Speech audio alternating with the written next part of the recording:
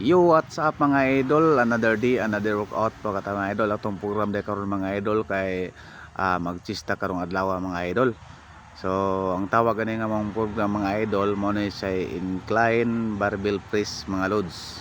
Para ni sa ato ang upper chest mga idol.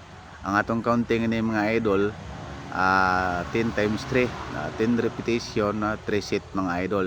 Kanya ang load nato sa una mga idol is 30 lbs.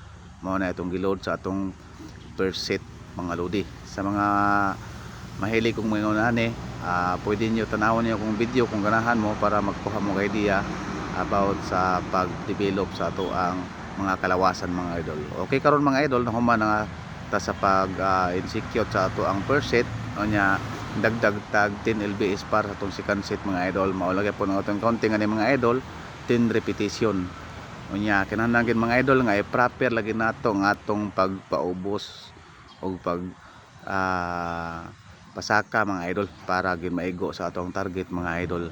Mao na siya pinaka usa sa pinakanindot nga program sa atong chest mga idol. Kung gusto mong mo-develop gid ang inyong upper chest, mao nyo yung buhaton mga idol nga proper lang, dili na to ipaspas og maayo mga idol. Sakto lang nga ako mga idol nya ayaw ibanda sa inyong dughan mga idol. Bunlin yung mga 1 inch ayo na balik na pumugsaka mga idol. Karon mga idol na human ang atong second set dagdag na butag 10 lbs mga idol para sa atong third set.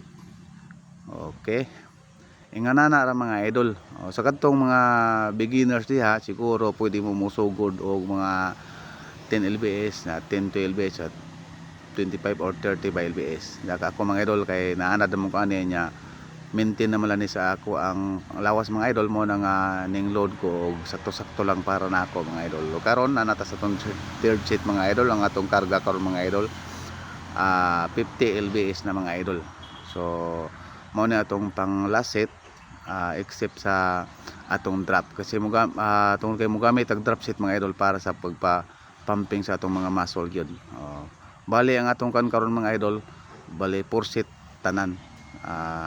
Tulo ka load o sa atong usa ka ato ang drop set.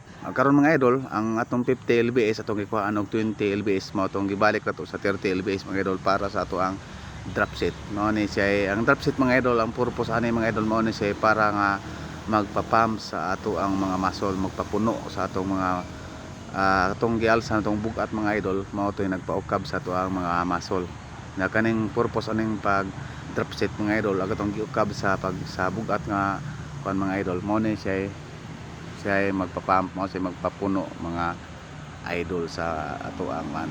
Mo ni gitawag siya og drop set. Mo gani akong style mga idol basta mag-workout ko akong sabayan og drop set mga idol para sabay nga pagpadako og pagpakating. Okay mga idol, daghang kay salamat sa atong pagtan-aw mga idol. Ug hinaot ko nga ando na mo makatuna ni akong gibuhat karon mga idol. So, salamat kayo sa pagtan-aw mga idol. God bless ang tanan mga idol and babus.